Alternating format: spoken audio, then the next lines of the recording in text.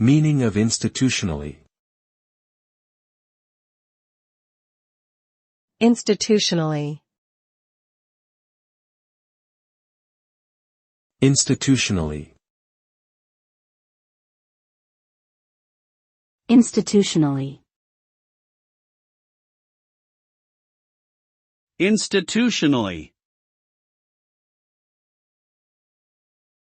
The word institutionally refers to something that is related to an institution, which can be an organization, a society, or a system of established rules and procedures.